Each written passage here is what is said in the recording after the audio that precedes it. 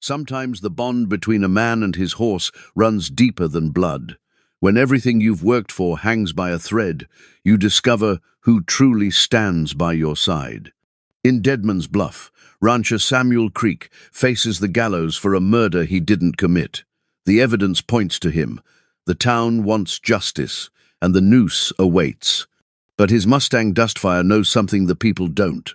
As Samuel stands on the platform with his final breath approaching, Dustfire breaks free and charges toward the gallows. What this loyal horse does next will change everything the town believes about justice and truth. Can an animal's love for his master overcome human judgment? And when all hope seems lost, who decides what's really right? Before we jump back in, tell us where you're tuning in from, and if this story touches you, make sure you're subscribed, because tomorrow I've saved something extra special for you. Deadman's Bluff earned its name the hard way. Perched on a rocky outcropping that overlooked the endless stretch of desert below, the town had seen more than its share of souls meet their maker at the end of a rope. The gallows stood at the center of the dusty main street, like a grim monument to frontier justice, its weathered wood bleached white by the relentless sun. Samuel Creek had never imagined he'd be the next to climb those 13 steps. He sat in the cramped jail cell, rolling his father's lucky silver dollar between his fingers, a habit that had comforted him through 43 years of hard living. The coin was smooth now, worn thin by countless worried moments, but it still caught what little light filtered through the barred window. Outside, he could hear Dustfire pacing. The Mustang hadn't left his post since Samuel's arrest 3 days ago. Sheriff Wade Morrison had tried to move the horse to the stable twice, but Dustfire would have none of it. The animal stood vigil in the narrow alley beside the jail, occasionally nickering softly, as if trying to communicate something urgent that humans were too stubborn to understand. Samuel had found Dustfire as a yearling colt, wild-eyed and half-starved after rustlers had scattered his herd. Most folks would have seen nothing but trouble in that scraggly animal, all ribs and defiance. But Samuel recognized something in those dark eyes, a spirit that matched his own restless soul. He'd spent weeks earning the horse's trust, offering water and grain without trying to rope or corner him. When Dustfire finally allowed Samuel to approach, it wasn't surrender, it was partnership. That had been 8 years ago, back when Samuel first settled in the valley outside Deadman's Bluff. He'd drifted for most of his adult life, working cattle drives from Texas to Montana, earning enough to drink away the loneliness before moving on to the next job. But something about this harsh, beautiful country called to him. Maybe it was the way the morning light painted the desert rocks gold, or how the evening stars seemed close enough to pluck from the purple sky.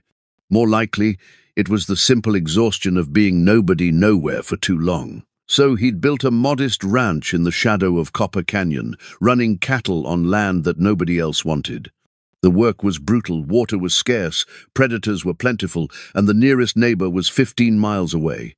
But it was his work, on his land, building something that would outlast him. For the first time in his life, Samuel Creek had put down roots.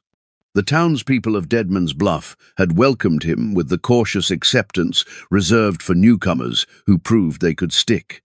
Sheriff Morrison was a fair man who appreciated Samuel's willingness to help track rustlers. Judge Harlan Pierce respected his honesty in business dealings. Martha Caldwell, who ran the Dusty Rose Saloon, enjoyed their chess games and philosophical conversations over coffee. Samuel had earned his place in their community through 8 years of honest work. He paid his debts, helped his neighbors, and never caused trouble. When the widow Henderson's barn burned down, he'd spent 2 weeks rebuilding it without accepting a dime. When young Tommy Watson got lost in a spring blizzard, Samuel and Dustfire had tracked the boy for 2 days until they found him huddled in a cave, half frozen but alive. That was the Samuel Creek that Deadman's Bluff knew, or thought they knew. But now they saw only the evidence.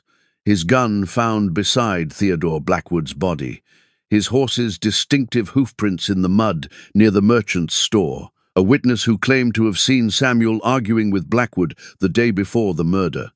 The fact that Samuel had no solid alibi for the time of the killing, he'd been alone on his ranch, as usual, tending to a sick calf. Theodore Blackwood had been many things: successful, influential, wealthy, but beloved was not among them. The merchant had arrived in Deadman's Bluff 5 years earlier with money to invest and an eye for opportunity. He'd bought the general store, expanded it, brought in goods from back east that folks didn't know they wanted until they saw them. Blackwood had a talent for making money and an even greater talent for making enemies. Still, murder was murder, and in a town where justice came swift and final, circumstantial evidence was often enough to seal a man's fate. The silver dollar slipped from Samuel's fingers and rolled across the cell floor, coming to rest against the far wall. As he bent to retrieve it, he heard Dustfire's familiar whinny, not the usual greeting, but something more urgent, something that sounded almost like a warning. Samuel moved to the window and peered through the bars. The Mustang stood in the alley, head raised, ears forward, staring toward the main street with an intensity that made Samuel's skin prickle. Dustfire possessed an intelligence that went beyond normal horse sense. He could read weather patterns 2 days out, could find water in country that looked bone dry, could sense a rattlesnake's presence from 50 yards away. Right now, every line of the horse's body spoke of danger approaching. "Easy, boy," Samuel whispered, though he knew Dustfire couldn't hear him through the thick adobe walls. "Whatever's coming, we'll face it together." The words sounded hollow, even to his own ears. In 18 hours, Samuel Creek would climb those 13 steps to the gallows. Judge Pierce had made it clear that the trial was a formality, the evidence was overwhelming, and the town demanded justice for Blackwood's murder. But as Samuel watched his faithful companion maintain his lonely vigil in the alley, he felt a flicker of something he'd thought was lost forever. Not hope, exactly that was a luxury he couldn't afford, but certainty. After 8 years together, he knew Dustfire better than he knew himself, and right now the Mustang was telling him that the story wasn't over. Not by a long shot. The shadows were growing longer as afternoon faded toward evening. Soon, the town would settle into its nightly routine, except tonight would be different. Tonight, Deadman's Bluff would prepare for its first execution in 3 years. The gallows would be inspected, the rope tested, the crowd controlled. Samuel pressed his face against the bars one more time, catching sight of Dustfire's proud profile silhouetted against the dying light. Whatever happened tomorrow, at least he wouldn't die alone. At least one soul in this God-forsaken town still believed in his innocence. And maybe, just maybe, that would be enough. 3 mornings earlier, Samuel had ridden into town for supplies, Dustfire picking his way carefully down the rocky trail that led from Copper Canyon to the valley floor. The September air carried the first hint of autumn, and Samuel was thinking about the cattle drive he'd need to organize before winter set in. He was thinking about ordinary things: salt for the cattle, ammunition for his rifle, maybe a new pair of boots if Martha had gotten that shipment from Denver she'd been expecting. He wasn't thinking about death. Theodore Blackwood's body lay sprawled behind his general store in a pool of congealed blood, face down in the dirt with a single bullet hole in his back. Samuel discovered it purely by accident. He'd been walking around to the store's rear entrance, looking for Blackwood's clerk, when the front door was locked tight at 10 in the morning. The scream that tore from his throat brought half the town running. Within minutes, a crowd had gathered around the grisly scene, and Samuel found himself staring down at a man he'd had harsh words with just the day before, words that suddenly seemed prophetic and damning. "You're bleeding this town dry, Blackwood," he'd said, standing in the middle of the merchant's store while other customers pretended not to listen. "Charging folks double what supplies are worth just because you can. There's going to be a reckoning someday." Now Blackwood was dead, and Samuel's reckoning had arrived with interest. Sheriff Morrison pushed through the crowd, his weathered face grim. Wade Morrison had been keeping the peace in Deadman's Bluff for 15 years, and he'd developed a nose for trouble that rarely steered him wrong. But as he knelt beside Blackwood's body, his expression was that of a man who wished he'd been wrong this time. "Nobody touch anything," Morrison commanded, standing and scanning the crowd. His eyes lingered on Samuel for a moment too long. "Doc Henderson, you examine the body? Rest of you folks clear out and let us work." Samuel started to back away with the others, but Morrison's voice stopped him cold. "Not you, Samuel. I need to ask you some questions." The words hit like a physical blow. Samuel felt the crowd's attention shift to him, curious murmurs rippling through the assembled townspeople. He'd found the body that made him a witness, but the sheriff's tone suggested something more serious than routine questioning. "When did you last see Theodore alive?" Morrison asked, pulling out a small notebook. "Yesterday afternoon. Had words with him about his prices." Samuel's mouth felt dry as dust. "But you know how Blackwood was, Sheriff. Plenty of folks had words with him." Morrison nodded, scribbling notes. "What about this morning? Where were you around sunrise?" "At my ranch, tending to a sick calf." Samuel's unease was growing by the second. "Sheriff, what's this about?" Before Morrison could answer, his deputy came jogging around the corner of the building, holding something that made Samuel's blood turn to ice water. It was a Colt .45 revolver. Samuel's Colt .45 revolver, the one with his initials carved into the wooden grip. "Found this in the weeds about 20 yards from the body," Deputy Collins announced, holding the gun by the barrel. "Looks like it's been fired recently." The crowd erupted in shocked whispers. Samuel stared at the weapon in disbelief. He'd last seen that gun in his saddlebags when he'd left the ranch that morning. Or had he? In the chaos of discovering Blackwood's body, he couldn't remember checking his gear. "That's impossible," he said, his voice barely audible above the crowd noise. "I never drew that gun. I never—" "Samuel Creek," Sheriff Morrison said formally, "I'm placing you under arrest on suspicion of murder." The words seemed to come from a great distance. Samuel felt the world tilt sideways as Deputy Collins approached with shackles. This couldn't be happening. He was a respected member of the community. He'd never killed a man in cold blood. He wouldn't. He couldn't. But the evidence spoke louder than his protests. As the deputy fastened the iron cuffs around his wrists, Samuel heard a commotion from the street. Dustfire had somehow worked free from his hitching post and was trotting toward the crowd, ears pinned back, eyes wide with agitation. The Mustang pushed through the gathered townspeople like they were tumbleweeds, ignoring their shouts and grabbing hands. "Whoa there, boy," Samuel called out, trying to keep his voice steady. "Easy." But Dustfire wasn't easy. The horse circled the crime scene, snorting and pawing at the ground, his attention focused not on Samuel but on something else entirely, something the humans had missed. Dustfire kept returning to a spot near the store's back door, lowering his head to sniff at the ground, then raising it to stare toward the hills beyond town. "Get that animal out of here," Judge Pierce commanded, having arrived to survey the scene. "He's disturbing evidence." But as two men moved to grab Dustfire's reins, the Mustang danced away, continuing his agitated circuit around Blackwood's body. His behavior was unlike anything Samuel had seen before, not panic, but something more purposeful, something that looked almost like investigation. "He knows something," Samuel said suddenly, the words tumbling out before he could stop them.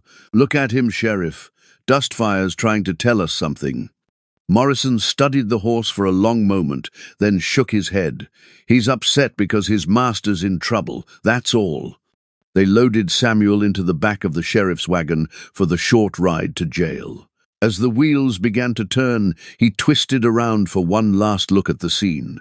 Dustfire stood alone now, the crowd having dispersed, still staring toward the distant hills with an intensity that made Samuel's heart ache. The Mustang knew something.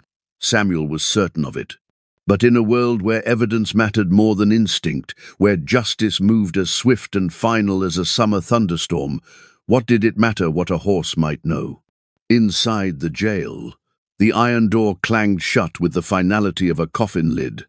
Samuel sank onto the narrow cot and buried his face in his hands. Outside, he could hear Dustfire's hooves on the packed dirt, pacing back and forth in the alley beside the building.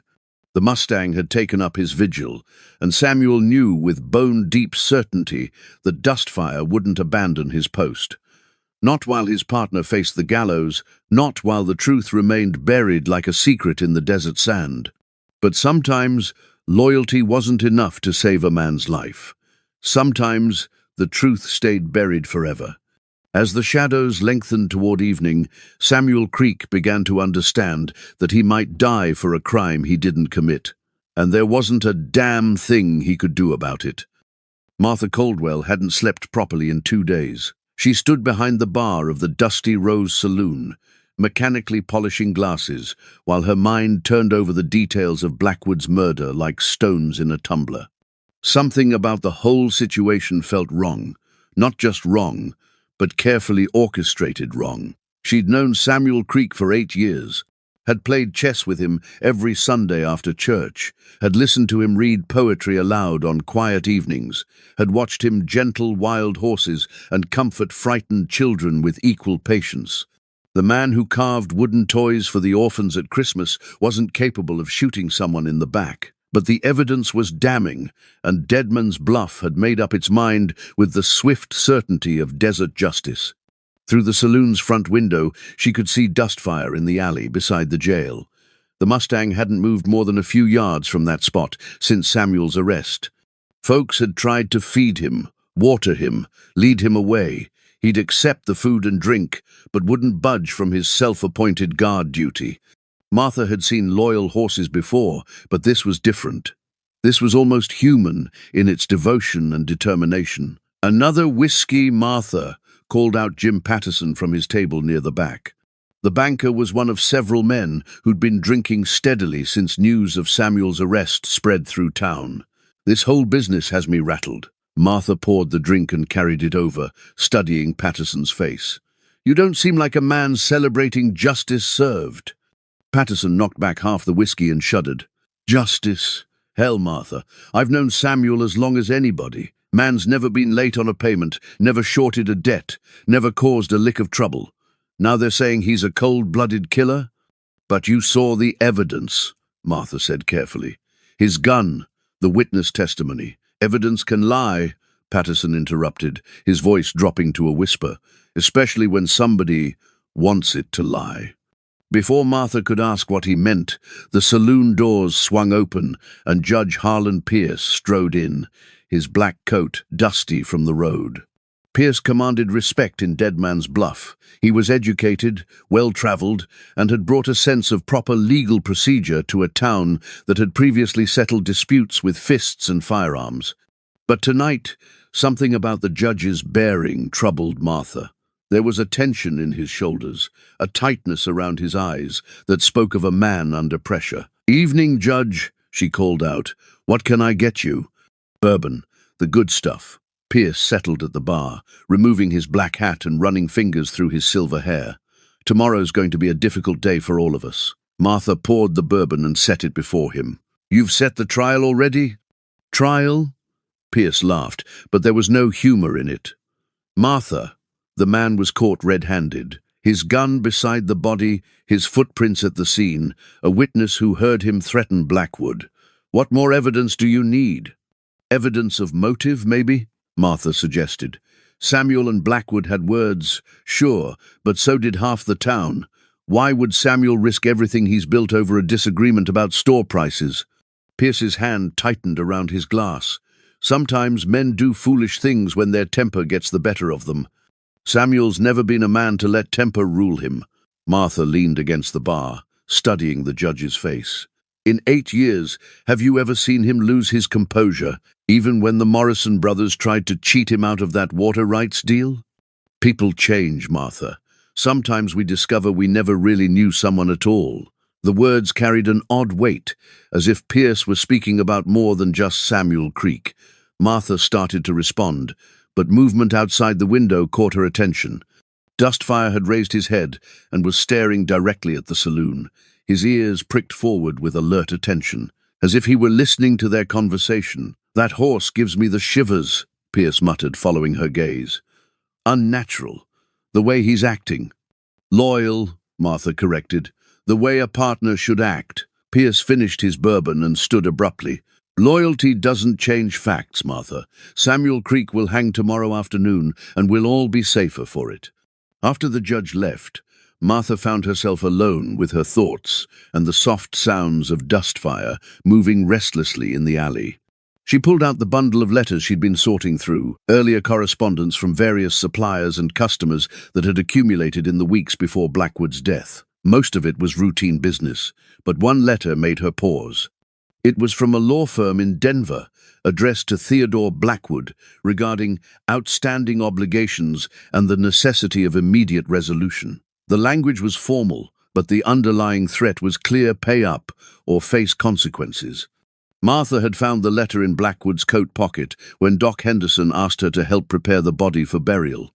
She'd meant to give it to Sheriff Morrison, but something had held her back. Now she spread it on the bar and read it again by lamplight. Blackwood owed money, serious money, to serious people, the kind of debt that men killed over or died over. But if Blackwood was in financial trouble, why had he been buying expensive inventory and expanding his store? Martha had seen the shipments arriving from Denver and San Francisco: silk dresses, fine jewelry, imported liquors. Not the purchases of a man worried about debt collectors, unless he'd been spending someone else's money. Martha folded the letter carefully and tucked it into her apron. Outside, dustfire whinnied softly, the sound carrying clearly through the evening air. She moved to the window and looked out at the Mustang, who seemed to be watching her with an intelligence that was almost human. "What do you know, boy?" she whispered. "What did you see that we're all missing?" As if in response, Dustfire took a few steps toward the saloon, then stopped and looked back toward the hills beyond town. The same hills he'd been staring at since Samuel's arrest. The same direction he'd focused on after examining Blackwood's body. Martha made a decision that would have seemed impossible a week ago. Tomorrow, while the town prepared for Samuel's execution, she was going to follow that horse's lead. She was going to find out what Dustfire knew that the rest of them didn't. Because if Samuel Creek was innocent and every instinct Martha possessed told her he was, then the real killer was still out there, still free, still dangerous. And justice in Deadman's Bluff was about to claim the wrong man. The courthouse of Deadman's Bluff had seen many things in its 10 years of existence, but never a trial that moved with such ruthless efficiency. Judge Pierce gavelled the proceedings to order at precisely 9 o'clock, his manner brisk and businesslike, as if he were conducting a routine land dispute rather than a capital murder case. Samuel sat in the defendant's chair, hands folded in his lap, watching the farce unfold with growing disbelief. He'd asked for a proper attorney, but the nearest lawyer was 3 days' ride away in Silver Creek, and Pierce had declared that justice delayed was justice denied. Samuel would defend himself or accept the court-appointed counsel of whoever happened to be available. That turned out to be Marcus Webb, the town's stuttering clerk, whose legal experience consisted of copying documents and filing papers. "The prosecution will present its evidence," Webb whispered nervously, shuffling through a stack of papers with trembling hands. "Then we get our chance to respond." Sheriff Morrison took the stand first, laying out the physical evidence with methodical precision. Samuel's gun, found at the scene, the witness testimony from Mrs.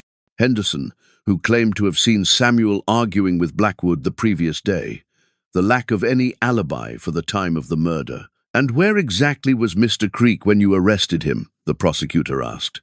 Morrison's deputy, Collins, had been designated to handle the prosecution, another irregularity that might have raised eyebrows in a more civilized court. "Standing over the body when I arrived," Morrison answered reluctantly. "But Sheriff—" Webb started to object, his stutter forgotten in his excitement. "Doesn't it seem strange that—" "The defendant will have his opportunity to present alternative theories," Judge Pierce interrupted sharply. "Proceed with your examination, Deputy Collins." Outside the courthouse, Martha Caldwell sat on the steps, supposedly waiting for the trial to conclude, but actually studying Dustfire's behavior. The Mustang had positioned himself across the street, where he could see both the courthouse and the jail. His attention kept shifting between the two buildings, as if he were monitoring some invisible threat. When Mrs. Henderson took the stand to describe the argument she'd witnessed between Samuel and Blackwood, Dustfire's ears flicked forward with sharp attention. The old woman's testimony was damning. She claimed Samuel had threatened to make Blackwood pay for bleeding the town dry. But Martha noticed something the court seemed to miss. Mrs. Henderson kept glancing toward Judge Pierce as she spoke, as if seeking approval or confirmation, and Pierce nodded almost imperceptibly each time she made a particularly damaging statement. Mr. Creek was very angry. Mrs. Henderson continued, her voice gaining strength. Said there would be consequences if Mr. Blackwood didn't change his ways. Said some folks might take matters into their own hands. Martha frowned. She'd known Mrs. Henderson for 15 years, and the woman had never been one to embellish or exaggerate. But today, her testimony sounded almost rehearsed, as if she'd been coached on exactly what to say. Inside the courthouse, Samuel's makeshift defense was crumbling before it began. Marcus Webb called only 2 witnesses. Doc Henderson, who could only confirm that Blackwood had died from a single gunshot wound, and Jim Patterson, who testified to Samuel's good character but admitted under cross-examination that even good men can break under pressure. Your Honor, Webb said during his closing argument, my client has been a model citizen for 8 years. He's helped his neighbors, paid his debts, never caused trouble. Surely that counts for something. Character references don't erase physical evidence. Deputy Collins countered smoothly. The defendant's gun killed Theodore Blackwood. The defendant was found standing over the body. The defendant had publicly threatened the victim. What more proof does this court need? Judge Pierce deliberated for exactly 7 minutes before returning with his verdict. In the case of the Territory versus Samuel Creek, this court finds the defendant guilty of murder in the 1st degree. The gavel fell with the finality of thunder. Samuel felt the world tilt beneath him. Guilty. He was going to hang for a crime he didn't commit, and there wasn't a damn thing he could do about it. Sentencing will take place immediately, Pierce continued. Samuel Creek, you have been found guilty of the cold-blooded murder of Theodore Blackwood. This court sentences you to death by hanging, sentence to be carried out tomorrow at noon. A murmur ran through the packed courtroom. Even by frontier standards, the speed of the proceedings was breathtaking. Most capital cases took days, sometimes weeks. Samuel's trial had lasted less than 3 hours. As the sheriff led him back to his cell, Samuel caught sight of Martha through the courthouse window. She was standing beside Dustfire now, her hand resting on the Mustang's neck, both of them watching the courthouse with expressions of shared concern. Martha believes me, Samuel thought. At least one person in this town knows I'm innocent, but belief wouldn't save him from the noose. That night, alone in his cell, Samuel listened to Dustfire pacing in the alley. The Mustang's hoofbeats had taken on a different rhythm, more urgent, more purposeful, as if time were running out and desperate measures were required. Samuel pulled out his father's silver dollar and held it up to catch the moonlight filtering through the barred window. I'm sorry, Pa, he whispered to the empty air. I tried to build something worthwhile, tried to be the man you wanted me to be. The dollar slipped from his fingers and rolled across the floor, coming to rest against the far wall. As Samuel bent to retrieve it, he heard something that made his blood freeze, the sound of his cell door's lock clicking open. Sheriff Morrison stood in the doorway, his face grave in the lamplight. Samuel, I need you to listen to me very carefully. Samuel straightened slowly, his heart hammering against his ribs. Sheriff, there are things about this case that don't add up, Morrison said quietly. Things I should have questioned before the trial. But it's too late now. The sentence has been passed, and I'm sworn to carry it out. Then why are you here? Morrison glanced over his shoulder, then stepped into the cell and closed the door behind him. Because I've been thinking about your horse, about how he's been acting since the arrest. Outside, as if summoned by their conversation, Dustfire whinnied a long, mournful sound that seemed to carry all the grief in the world. Animals know things we don't, Morrison continued. My grandfather was Apache, and he always said that horses could see into a man's spirit, could tell the difference between a killer and an innocent man. Samuel felt a flicker of hope. Sheriff, if you think I'm innocent, what I think doesn't matter anymore, Morrison cut him off. But what that horse thinks, that might matter more than any of us realize. The sheriff turned to leave, then paused at the door. "Samuel, if I were you, I'd spend tonight making peace with whatever needs making peace with. Tomorrow's going to come whether we're ready or not." After Morrison left, Samuel moved to the window and looked out at Dustfire. The Mustang was standing perfectly still now, his head raised toward the moon, as if listening to some distant sound that human ears couldn't detect. "You hear something, boy?" Samuel whispered. "Or are you planning something?" Dustfire turned toward the jail window, and for a moment their eyes met across the darkness. In the Mustang's gaze, Samuel saw something that made his heart skip, not just loyalty or grief, but determination. Dustfire wasn't just maintaining a vigil, he was preparing for war. Martha spent the long hours before dawn searching through every piece of paper in Theodore Blackwood's store. Using the key she'd borrowed from Doc Henderson, who'd been tasked with settling the dead man's affairs, she worked by lamplight, sifting through invoices, correspondence, and ledgers with growing alarm. The financial picture that emerged was far more complex than anyone in Deadman's Bluff had realized. Blackwood wasn't just a successful merchant, he was a man with dangerous secrets and powerful enemies. Hidden beneath a loose floorboard behind the counter, Martha discovered a leather-bound ledger that made her hands tremble as she read. Page after page, detailed payments made to various townspeople, not for goods or services, but for silence. Sheriff Morrison, $500 for overlooking certain irregularities in shipping manifests. Judge Pierce, $800 for favorable rulings in commercial disputes. Even Dr. Henderson, $300 for discretion regarding certain medical examinations. Blackwood had been blackmailing half the town's leadership. But the most shocking entry was the most recent one, dated just 2 days before his murder. J.M. Final payment demanded. Will not negotiate further. Time for permanent solution. J.M.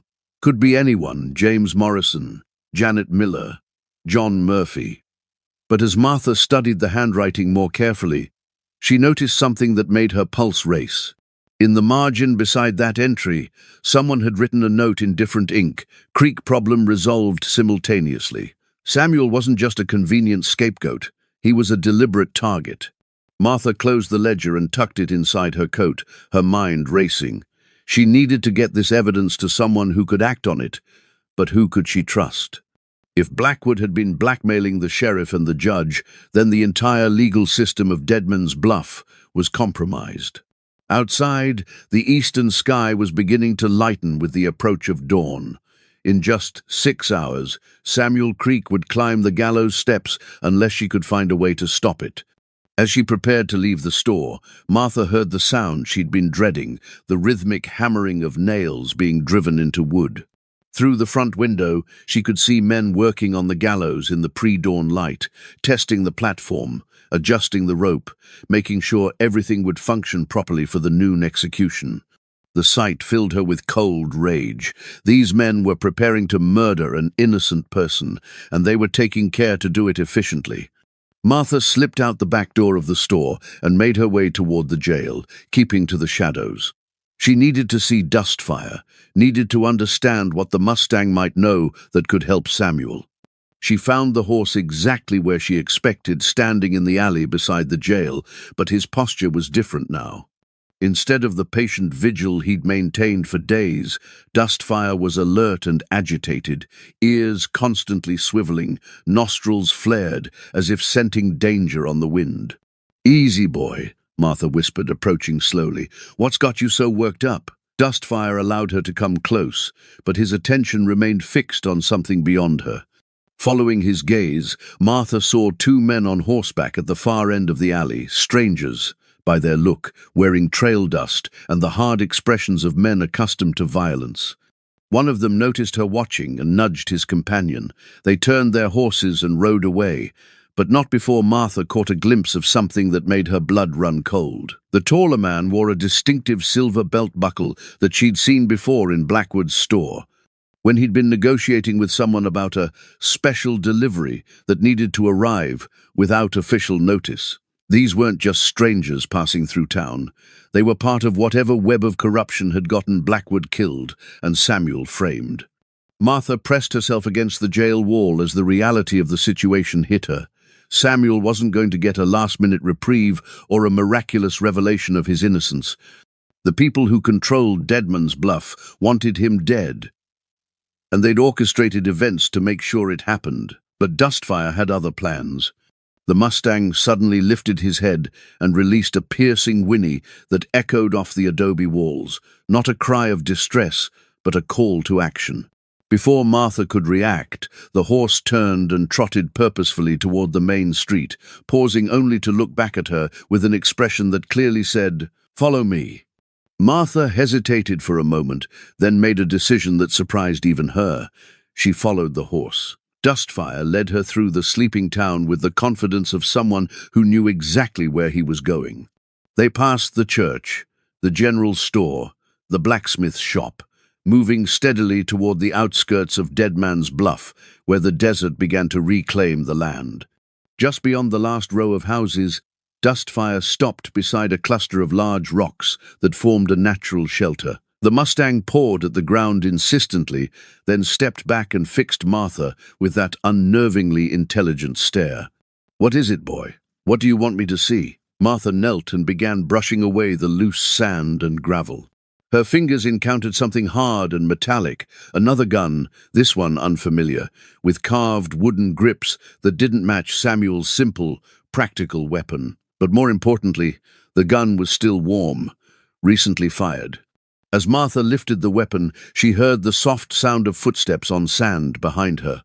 She turned to see Judge Pierce standing 20 yards away, his black coat making him nearly invisible in the pre-dawn darkness. "You should have minded your own business, Martha," Pierce said sadly.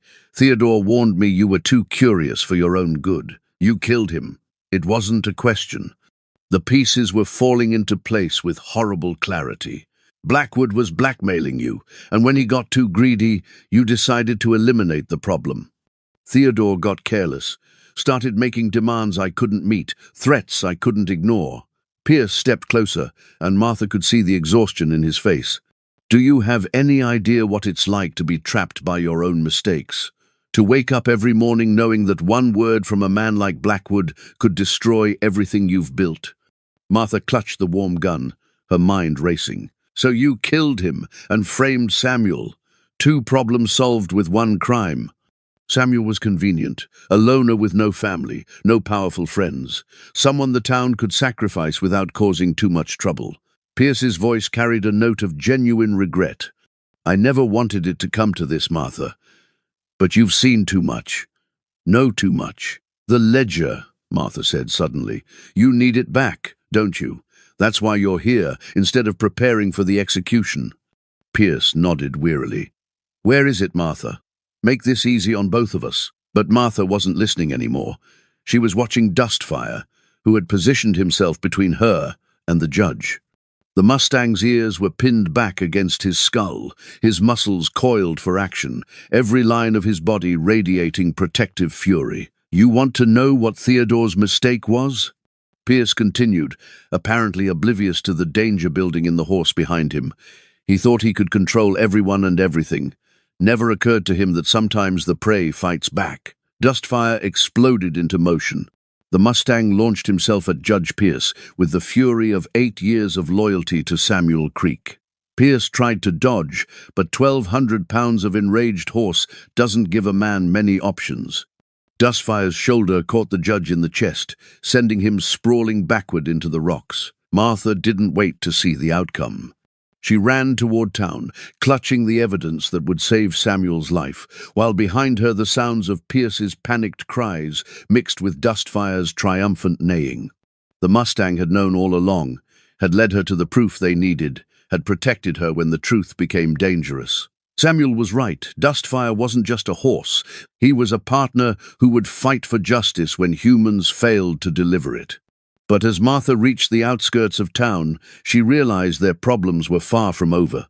The sun was rising, and in just a few hours, Samuel Creek would climb the gallows steps. She had the evidence to prove his innocence, but she still had to convince a town that had already made up its mind about guilt and punishment. And somewhere behind her in the desert, Judge Pierce was either dead or planning his own desperate measures to keep his secrets buried. The sun climbed relentlessly toward its noon appointment with Samuel Creek's neck. By 10 o'clock, the gallows stood ready in the center of Dead Man's Bluff's main street, its fresh lumber gleaming like bone in the desert light. Someone had even swept the platform clean and tested the trapdoor mechanism twice to ensure it would function smoothly. Samuel sat in his cell, wearing the clean shirt and pressed trousers that Sheriff Morrison had brought him for his final hour. It was a kindness he supposed dying with dignity mattered, even when justice had failed so completely. Outside his window, Dustfire was nowhere to be seen. The Mustang's absence worried Samuel more than his own, approaching death. For 3 days, that horse had maintained his loyal vigil. Now, when the end was so close, Dustfire had vanished. "Maybe it's better this way," Samuel murmured to himself. "No point in you watching them murder me, boy." But even as he spoke the words, Samuel felt their falseness.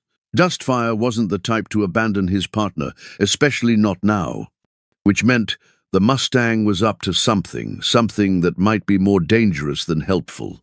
The sound of boots on wooden planks drew Samuel's attention to the window. A crowd was gathering around the gallows, early arrivals claiming the best viewing positions for the noon spectacle. Some faces showed the grim satisfaction of citizens seeing justice served. Others displayed the morbid curiosity that drew people to witness death. But one face in the crowd made Samuel's heart sink even further. Martha Caldwell stood near the gallows, her expression anguished, clutching something against her chest like it was the most precious thing in the world. She'd tried to help him, Samuel realized. Tried and failed, and now she had to watch him die knowing the truth. "Samuel." Sheriff Morrison's voice was quiet, respectful. "It's time." The walk to the gallows felt both endless and instantaneous. Samuel's legs moved without conscious direction, carrying him through the crowd that parted before him like water. He was dimly aware of voices, some shouting for justice, others murmuring prayers, but the words seemed to come from a great distance. The 13 steps felt solid beneath his feet, 13 steps that hundreds of condemned men had climbed before him, leading to the small platform where frontier justice reached its final conclusion. "Samuel Creek," Judge Pierce announced to the assembled crowd, "you have been found guilty of the murder of Theodore Blackwood and sentenced to death by hanging. Do you have any final words?" Samuel looked out over the crowd, searching for friendly faces among the sea of strangers and neighbors. Martha was there, tears streaming down her cheeks. Jim Patterson from the bank, his face grim with resignation. Doc Henderson, who delivered Samuel into this world and now watched him prepare to leave it. "I'm innocent," Samuel said simply. "I never killed Theodore Blackwood. I never killed anyone, and I'm sorry that this town has chosen vengeance over truth." Judge Pierce nodded to the executioner, a hooded man who stepped forward with the noose. The rope was coarse against Samuel's throat, smelling of hemp and death. "Any moment now," Samuel thought. "Any moment, and it'll all be over."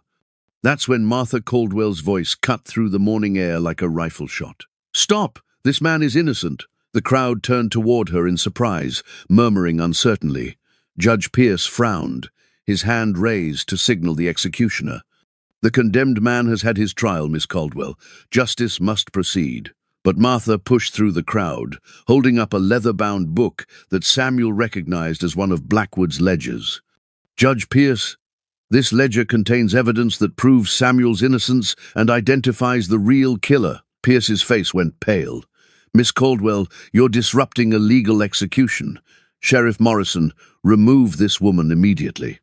But Morrison made no move to comply. Instead, he studied Martha's face with the careful attention of a lawman who'd learned to read truth in people's expressions.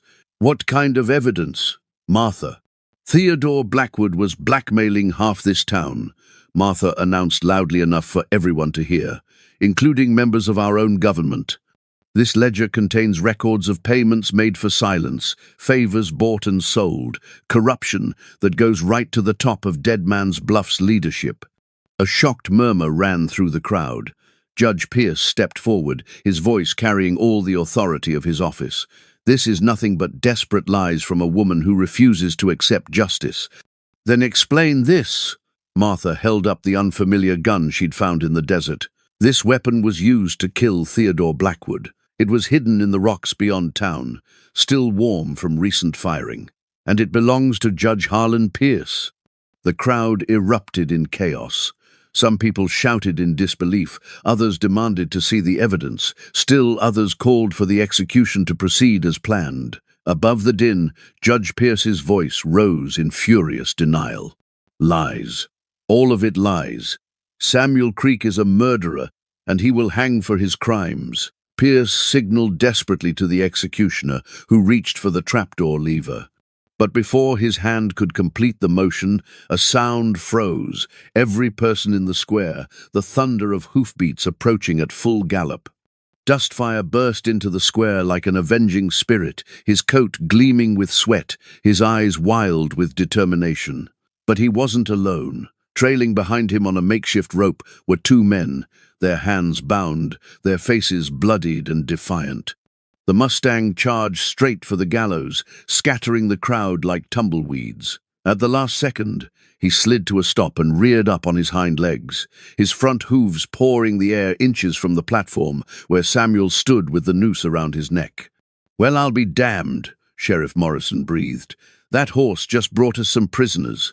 The two men Dustfire had captured were the same strangers Martha had seen in the alley, the ones with the silver belt buckles and the hard faces of professional killers. And judging by their condition, they'd had a very unpleasant morning, explaining their business in Deadman's Bluff to one extremely angry Mustang. Samuel felt the rope around his neck loosen as Morrison climbed onto the platform. The sheriff's expression was grim but determined as he faced the confused, angry crowd. "Folks, I think we need to take a step back and consider some new evidence before we proceed with this execution." Judge Pierce's voice cracked with desperation. "Sheriff, you can't let this circus continue. The law demands truth," Morrison cut him off, "and it looks like we might not have gotten the whole truth the first time around." As the crowd argued and shouted, Samuel looked down at Dustfire, who stood calmly beside the gallows, as if capturing criminals and stopping executions was just another day's work for an exceptionally intelligent horse. "Good boy," Samuel whispered. "I knew you hadn't abandoned me." Dustfire whinnied softly in response, and Samuel could swear he saw something that looked like a smile in those dark, knowing eyes. The leather bridle that had restrained Dustfire for 3 days lay broken in the dust beside the gallows, its straps snapped by the Mustang's desperate escape. Samuel stared down at the torn leather, understanding with crystalline clarity that this moment had been inevitable from the beginning. Dustfire hadn't just broken free, he'd been preparing for this confrontation since the moment they'd arrested his partner. Sheriff Morrison pulled the noose from Samuel's neck and helped him down from the platform, while Deputy Collins secured the two prisoners Dustfire had dragged into town. The men were battered and exhausted, their expensive clothes torn, their arrogant expressions replaced by the haunted look of people who'd encountered something beyond their understanding. "Names," Morrison demanded, standing over them with his rifle ready. The taller man, his silver belt buckle now dented and tarnished, spat blood into the dust. "Jake Morrison, and this here's Charlie Vance. We got business in this town, Sheriff." "What kind of business involves trying to murder an innocent man?" Jake Morrison, no relation to the sheriff despite the shared name, laughed bitterly. "Innocent? That horse of his is a devil. Tracked us for 20 miles, cornered us in a box canyon, and wouldn't let us leave until we agreed to come back and tell the truth." The crowd murmured in disbelief. Charlie Vance, the smaller man, looked around at the assembled faces with desperate eyes. "You don't understand what you're dealing with. That animal, it ain't natural. It knew things, knew where we'd been, what we'd done." Martha pushed forward, still clutching Blackwood's ledger. "Tell them about Theodore Blackwood. Tell them who really killed him, and why." Jake Morrison's face hardened. "We didn't kill nobody. We were hired to clean up after the killing got done, make sure the right man took the blame for it." Judge Pierce, who had been growing paler by the moment, suddenly pushed through the crowd toward the edge of the square.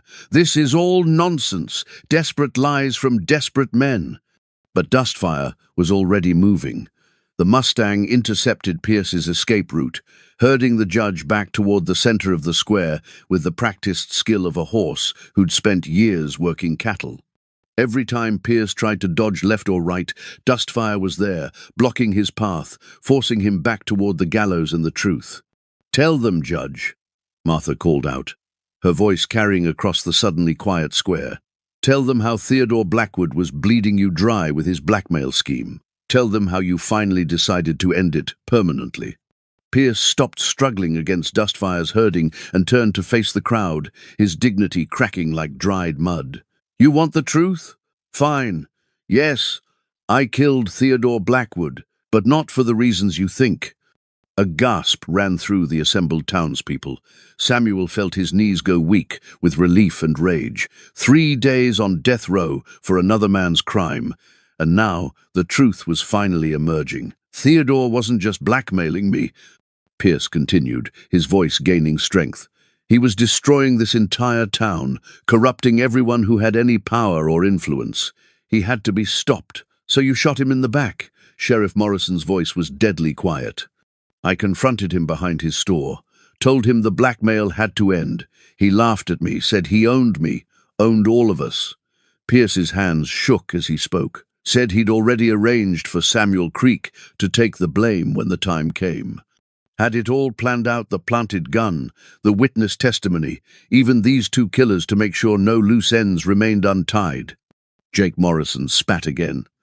"Judge hired us to make sure Creek never made it to trial, was supposed to look like he tried to escape and got shot for his trouble.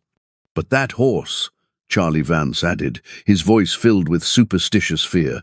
"Soon as we got close to the jail, it started hunting us, like it could smell our intentions." Martha stepped forward, opening Blackwood's ledger to a specific page. "Judge Pierce, according to this record, you owed Theodore Blackwood $8,000 in gambling debts, money you'd borrowed from the county treasury to cover your losses." Pierce laughed bitterly. $8,000 was just the beginning. Theodore had documents proving I'd been skimming money from court fees for 2 years. He owned me completely until I decided I'd rather be a murderer than a slave. Samuel found his voice at last. "And I was just convenient? Someone to pin your crime on?" "Theodore's idea, actually," Pierce admitted. "He'd been planning to frame you for months, ever since you started asking questions about his business practices. Said it would solve 2 problems at once, eliminate a troublesome citizen and provide a scapegoat for when he finally pushed someone too far." The crowd was growing angry now, their shock giving way to outrage. Jim Patterson from the bank stepped forward, his face flushed with indignation. "Judge, we trusted you. We believed in your integrity." "My integrity?" Pierce laughed harshly. "Where was your integrity when Theodore was charging widows 3 times the fair price for flour, when he was demanding kickbacks from every merchant who wanted to do business in this town? That didn't give you the right to murder him," Martha shot back, "or to let an innocent man hang for your crime." Dustfire, who had been standing quietly during the confessions, suddenly approached Judge Pierce. The Mustang's eyes were calm but unforgiving as he studied the man who had nearly destroyed his partner. Then, with deliberate precision, Dustfire stepped on Pierce's foot and refused to move. Pierce yelped in pain and tried to push the horse away, but Dustfire simply increased the pressure until the judge was gasping in agony. It was frontier justice at its most elemental, not a legal punishment, but the simple consequence of betraying trust and trying to murder an innocent man. Sheriff Morrison allowed it to continue for a long moment before finally whistling softly. Dustfire immediately stepped back, but his message was clear. Some debts could only be paid in pain and humiliation. "Harlan Pierce," Morrison announced formally, "I'm placing you under arrest for the murder of Theodore Blackwood and conspiracy to commit the judicial murder of Samuel Creek." As the deputy led Pierce away in shackles, the judge turned back toward Samuel one last time. "I'm sorry, Samuel. I never wanted it to come to this." Samuel met his eyes steadily. Judge, the sorry part isn't that you killed Blackwood. The sorry part is that you were willing to let me die for it." The crowd began to disperse, their bloodlust satisfied, but their faith in frontier justice badly shaken. Samuel stood beside the gallows, still wearing the clean shirt they'd given him for his execution, watching his neighbors file away with expressions of shame and confusion. Martha approached him carefully, her eyes bright with unshed tears. "Samuel, I'm so sorry we didn't figure it out sooner." "Martha, you figured it out in time. That's what matters." Samuel reached out and touched Dustfire's neck, feeling the solid warmth of the horse who'd saved his life. "We both did." But as he spoke the words, Samuel realized that the morning's revelations had answered some questions, while raising others. Dustfire had demonstrated an intelligence and determination that went far beyond normal animal behavior. The Mustang had tracked killers, gathered evidence, and orchestrated a rescue with the strategic thinking of a human partner, which raised a troubling question. Exactly what kind of horse had Samuel Creek been living with for the past 8 years? Samuel's father's pocket watch lay half buried in the sand where Dustfire had led them, its silver surface reflecting the afternoon sun like a beacon of vindication. Martha knelt beside the timepiece, brushing away the grit and debris that had accumulated around it during the 3 days since Theodore Blackwood's murder. "This is it," she breathed, turning the watch over to reveal the inscription Samuel knew by heart. "To Samuel Creek time and truth prevail, your loving father, 1847. Samuel accepted the watch with hands that trembled slightly. He'd discovered it missing from his vest pocket the morning of his arrest, had assumed it had fallen somewhere during the chaos of finding Blackwood's body. Now he understood the truth. The watch had been deliberately taken and planted as evidence of his presence at the scene. Theodore had this in his hand when he died, Samuel realized. Grabbed it during the struggle with Pierce, trying to identify his killer. Sheriff Morrison examined the watch carefully, noting the traces of blood on the chain and the scratches on the case that suggested a violent struggle. "This proves you were telling the truth about your whereabouts that morning, Samuel. You couldn't have lost this watch at the murder scene if you were 20 miles away tending to a sick calf." But even as relief flooded through him, Samuel felt a deeper unease settling in his chest. Dustfire stood nearby, watching the humans examine their evidence with an expression of patient satisfaction. The Mustang had led them directly to this spot, as if he'd known exactly where to look for the one piece of proof that would conclusively establish Samuel's innocence. "How did you know, boy?" Samuel murmured, approaching his horse with new wariness. "How did you know where to find it?" Dustfire whinnied softly and nudged Samuel's shoulder, the same gentle gesture of affection he'd offered thousands of times before. But now Samuel found himself studying the Mustang with different eyes, seeing intelligence and calculation where he'd previously seen only loyalty and instinct. Martha noticed his expression and moved closer. "Samuel, what is it? You look like you've seen a ghost." "Maybe I have," Samuel continued, staring at Dustfire, his mind racing through 8 years of memories with new understanding. "Martha, think about everything that's happened since my arrest, everything Dustfire has done. He's been trying to help you, trying to prove your innocence. But how? How did he know where to find evidence? How did he track down Pierce's hired killers? How did he know exactly when to intervene at the gallows?" Samuel's voice dropped to a whisper. "Horses don't think strategically, Martha. They don't plan rescues, or gather evidence, or coordinate multiple actions to achieve a specific goal." Sheriff Morrison approached them, his expression thoughtful. "Samuel, I've been thinking about what those killers said, about Dustfire, tracking them for 20 miles, cornering them, forcing them to return to town and confess. That's what they claimed. But I found their camp this morning, saw the tracks, the signs of struggle." Morrison's weathered face was grave. "Samuel, that horse didn't just track them. He outsmarted them. Set traps, used terrain to his advantage, even seemed to anticipate their attempts to escape." A chill ran down Samuel's spine. "That's impossible." "Is it?" Martha asked quietly. "Samuel, Think about all the times Dustfire has done things that seemed almost human, the way he reads weather patterns, finds water, senses danger, the way he seems to understand human conversation and respond accordingly. Samuel's memories shifted like sand in the wind, 8 years of partnership taking on new and disturbing significance. Dustfire, finding the hidden gold claim that had helped establish Samuel's ranch. Dustfire leading him away from the Apache war party that would have killed them both. Dustfire somehow knowing which trails were safe during the flash flood season. "He's saved my life a dozen times," Samuel admitted. "Made decisions that seemed to show reasoning and planning, but I always told myself it was just exceptional animal instinct." "What if it wasn't?" Martha pressed. "What if Dustfire is something more than just an exceptional horse?" The question hung in the desert air, like smoke from a distant fire. Samuel found himself remembering the night he'd first encountered Dustfire, not as a yearling colt, as he'd always told the story, but as something wild and otherworldly moving through the moonlight. He'd been drunk that night, celebrating a successful cattle drive, and his memories were hazy.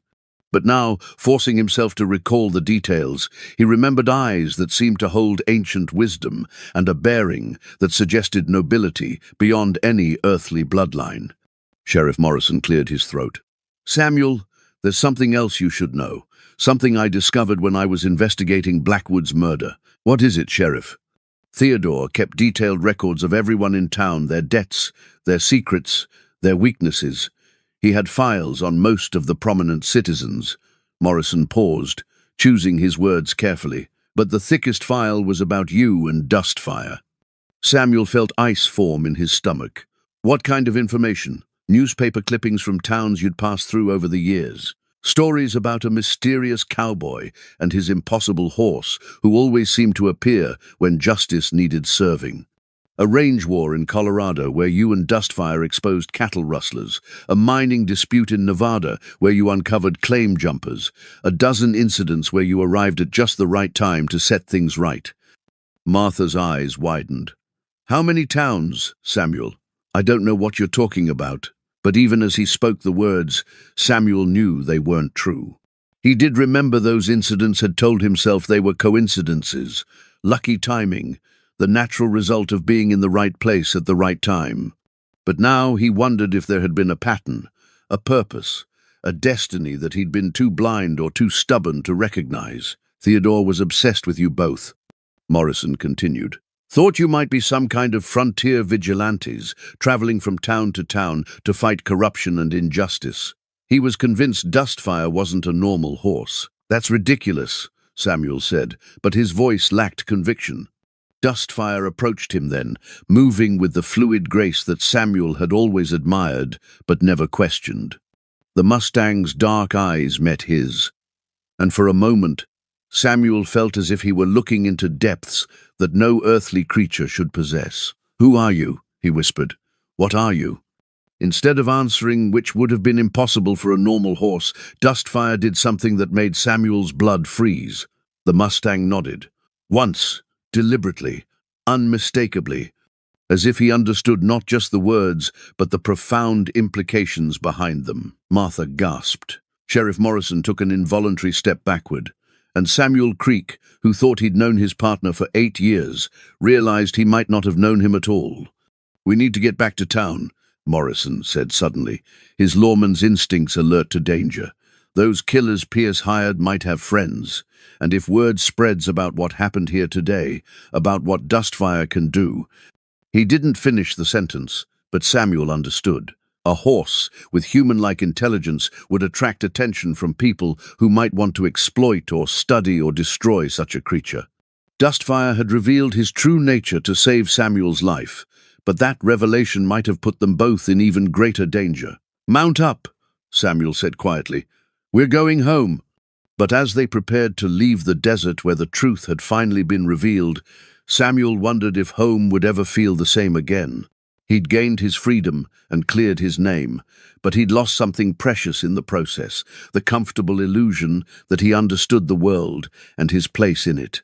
Now, riding beside a creature who might not be what he appeared to be, Samuel Creek faced the most unsettling question of his life: exactly who had been the real partner in their 8-year relationship.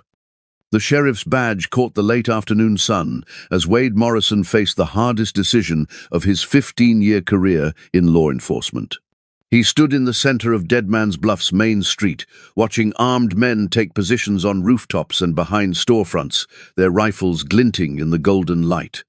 The town had divided into factions overnight, those who believed in Samuel Creek's innocence and those who demanded someone pay for Theodore Blackwood's murder, regardless of the truth.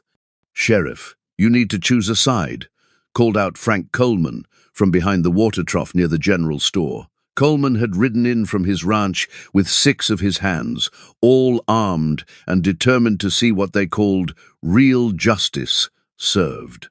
"Either that horse is some kind of devil creature that needs killing, or you've been harboring a murderer for 8 years. Morrison spat into the dust, his hand resting on his gun butt. "Frank, the only choice I'm making is to uphold the law." Judge Pierce confessed to Blackwood's murder. Samuel Creek is innocent. Case closed.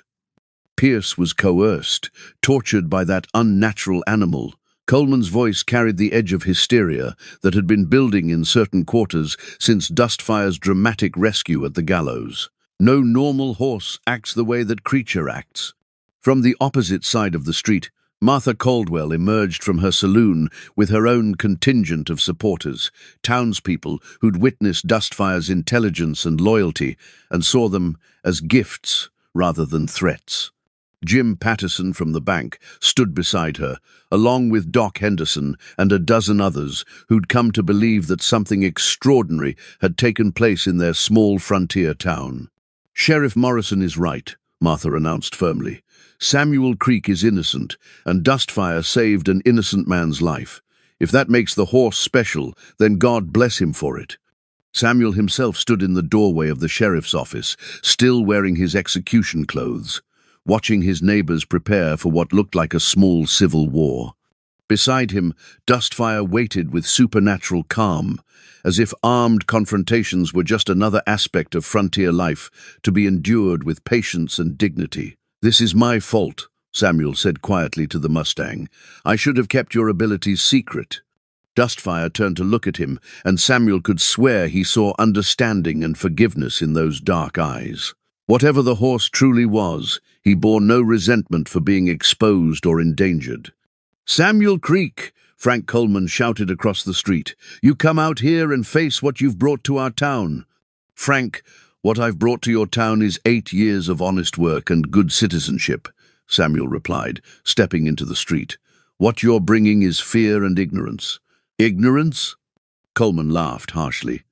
"Boy, I've been ranching in this country for 20 years. I know horses, and that thing ain't no horse. It's something else. Something wrong." Morrison stepped between the two factions, his badge catching the light like a signal flag. "Frank, you're welcome to your opinions about horses and devils and whatever else keeps you awake at night. But you're not welcome to disturb the peace of my town with armed threats." "Your town?" Coleman's men shifted restlessly, their weapons ready. "Wade, this stopped being just your town the minute that creature started displaying powers no earthly animal should possess." The standoff stretched taut as a bowstring, with 30 armed men facing each other across the dusty street, while the sun painted everything in shades of gold and amber. Samuel could feel the moment balanced on a knife's edge. One wrong word, one sudden movement, and Deadman's Bluff would earn its name all over again. That's when Dustfire made his choice. The Mustang stepped away from Samuel and walked deliberately into the center of the street, positioning himself between the two armed factions. He stood perfectly still for a moment, his head raised, his bearing noble and unafraid. Then he began to move.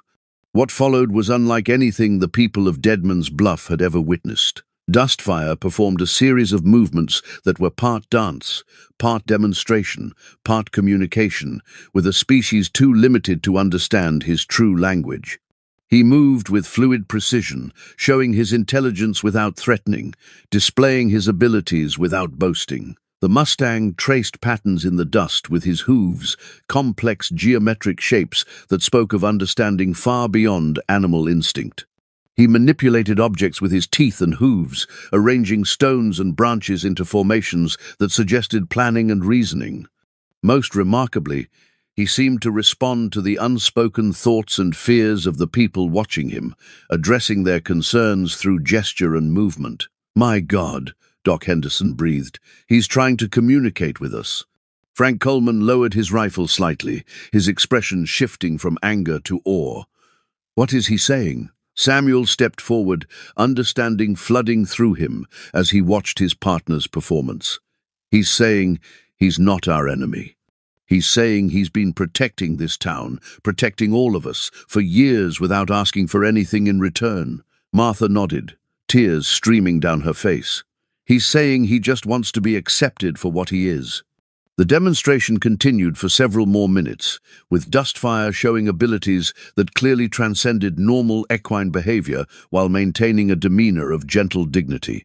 He wasn't trying to dominate or frighten, he was trying to bridge the gap between species, to find common ground between horse and human. When he finally stopped, standing once again in the center of the street, a profound silence fell over Deadman's Bluff. 30 armed men stared at a horse who had just redefined their understanding of intelligence, loyalty, and the possible. Dustfire's hoofprint in the dried blood beside Theodore Blackwood's store told the final chapter of a story that had taken 3 days to unravel. Sheriff Morrison knelt beside the print, measuring its distinctive shape against the plaster cast he'd made that first morning. The match was perfect, but now it meant something entirely different than it had when Samuel Creek sat in a jail cell awaiting execution. "This print isn't evidence of guilt," Morrison announced to the crowd that had gathered around the original crime scene. "It's evidence of witness." Martha Caldwell stood beside him, her voice carrying clearly in the desert air. "Dustfire saw the murder happen. He was here when Judge Pierce shot Theodore Blackwood in the back." Frank Coleman and his men had lowered their weapons after witnessing Dustfire's demonstration, but their faces still showed the strain of men grappling with concepts beyond their experience. "Sheriff," Coleman said slowly, "are you telling us that Horse witnessed a murder and then spent 3 days trying to solve it?" "That's exactly what I'm telling you, Frank." Morrison stood and brushed the dust from his knees. "And he did a better job of investigating than I did." Samuel approached the blood-stained ground where his life had nearly ended, feeling a complex mixture of gratitude and unease. Dustfire had saved him, but at the cost of revealing abilities that made him something more than animal, something less than human, something that didn't fit into the normal categories of frontier life. "The question now," Doc Henderson said thoughtfully, "is what we do with this knowledge." Before anyone could answer, the sound of approaching horses drew their attention to the edge of town. A group of riders was coming in fast, their dust cloud visible for miles across the desert. As they drew closer, Samuel could make out official badges and the hard faces of men accustomed to authority. "Federal marshals," Sheriff Morrison muttered. "Someone sent word to the territorial capital about what happened here." The lead rider was a tall man with steel-gray hair and eyes that had seen too much of human nature's darker side. He dismounted near the gallows, his gaze taking in the assembled crowd, the evidence of the morning's confrontation, and finally settling on Dustfire with particular interest. "I'm Marshal Robert Kane," he announced. "I'm here to investigate reports of unusual circumstances surrounding a murder trial in Deadman's Bluff." Judge Pierce, who had been sitting in the jail awaiting transport to the territorial prison, was brought out in shackles to face the federal authorities. His confession was recorded officially, his crimes documented with bureaucratic precision. But Marshal Kane's real interest became clear when he approached Dustfire, studying the Mustang with the calculating gaze of a man who'd seen his share of unexplained phenomena on the frontier. "This is the animal that disrupted the execution?" Kane asked. "This is Dustfire," Samuel replied carefully. "My horse, my partner. Your partner who tracks killers, gathers evidence, and demonstrates problem-solving abilities that exceed those of most humans I know." Kane's voice was neutral, but his implication was clear. Samuel felt the familiar protective instinct rising in his chest. Marshal, Dustfire is loyal and intelligent, but he's still just a horse. Just a horse. Kane smiled without humor. Mr. Creek, I've spent 20 years investigating unusual incidents across the territories. Creatures that don't fit normal classifications, phenomena that can't be explained by conventional understanding. Your horse has attracted attention from people who study such things. Martha stepped forward, her chin raised defiantly. Marshal, what are you saying? I'm saying that there are institutions back east, universities, government facilities, private collectors who would pay handsomely for the opportunity to study an animal with Dustfire's apparent capabilities. The words hit Samuel like a physical blow. You want to take him away. I want to understand what he is, Kane replied, and I have the authority to claim custody of any creature or phenomenon that might pose a threat to public safety or national security. Frank Coleman, who had been listening with growing alarm, suddenly spoke up. Marshal, that animal saved an innocent man's life, brought justice to our town when our own officials failed. How does that threaten public safety?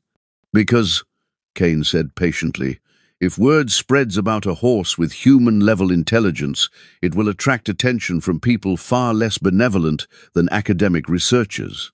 Trophy hunters, showmen, those who would exploit such a creature for profit or power. Samuel looked at Dustfire, seeing his own fear reflected in the Mustang's calm but alert expression. After 8 years of partnership, they faced the possibility of forced separation, Samuel free to live his life. Dustfire condemned to existence as a curiosity in some distant laboratory. Marshal, Samuel said quietly, what if I told you that Dustfire's abilities only manifest in response to injustice? That he's not just intelligent, but morally motivated? Kane raised an eyebrow. I'd say that makes him even more valuable for study. Then let me propose an alternative. Samuel's voice gained strength as a plan formed in his mind. Instead of taking Dustfire away from everything he's known, why not let him continue doing what he's already been doing? Let him serve justice on the frontier, under official supervision if necessary. You're suggesting what, exactly? I'm suggesting that you deputize us both. Make our partnership official. Let Dustfire's abilities serve the law instead of being locked away in some eastern laboratory. Marshal Kane considered this for a long moment, his gaze moving between Samuel and Dustfire. The Mustang stood perfectly still, as if understanding that his entire future hung on the Marshal's decision. An interesting proposition, Mr. Creek, a federal deputy and his unusually gifted mount. Kane's expression remained unreadable, but that would require me to believe that you can control and direct an animal with apparent supernatural abilities. Not control, Samuel corrected. Partner with. We've been doing it successfully for 8 years. Very well. Kane reached into his coat and withdrew a silver badge. Samuel Creek, I'm offering you a position as a federal deputy marshal with special jurisdiction over unusual crimes and phenomena in the territories. Your partner would be granted official recognition as a law enforcement asset. Samuel accepted the badge with trembling hands, feeling its weight like a promise and a burden combined. And if we refuse, then I take custody of the animal for federal investigation and you return to your ranch to live out your life as a private citizen. Kane's voice was matter-of-fact. The choice is yours, Mr. Creek. Samuel looked at Dustfire one more time, seeing in those dark eyes the same question that burned in his own heart. They could accept this new role and continue their partnership under official sanction, traveling from town to town to serve justice where it was needed most. Or they could be separated forever, leaving Samuel to wonder what might have been and Dustfire to face an uncertain fate in the hands of government researchers. Marshal, Samuel said finally, when do we start? A new headstone stood in the cemetery overlooking Deadman's Bluff, its marble surface gleaming white against the desert landscape. The inscription was simple but complete. Theodore Blackwood 1821, 1873. Murdered by Judge Harlan Pierce, truth revealed through justice. Below that, in smaller letters, Someone had added, "Some secrets die harder than the men who keep them." Samuel Creek sat on his horse, though he now knew that his horse was an inadequate description of their relationship, reading the headstone one final time before leaving Dead Man's Bluff behind. The badge on his chest caught the morning sunlight, federal silver that marked him as something new in the territories. A deputy marshal whose jurisdiction extended to crimes that ordinary lawmen couldn't understand or solve. Dustfire stood patiently beneath him, saddled and ready for the trail, but Samuel sensed the Mustang's eagerness to begin their new mission. They'd received word of strange happenings in Silver Creek cattle mysteriously returned after being rustled, a bank robbery foiled by what witnesses described as impossible luck, and rumors of a horse and rider who appeared whenever justice needed serving. "Sounds like we've got competition, boy," Samuel murmured, patting Dustfire's neck. "Or maybe we've got friends." Martha Caldwell approached them from the direction of her saloon, carrying a cloth bundle that smelled like fresh bread and coffee. "Provisions for the trail," she explained, handing the bundle to Samuel, "and a letter I want you to carry." Samuel accepted both, studying Martha's face. "Letter? To my sister in Denver, telling her about everything that happened here." Martha smiled, but her eyes were serious. "People need to know that there are things in this world beyond their understanding. Good things. Things that fight for justice when humans fail to deliver it. Martha, that could bring the wrong kind of attention."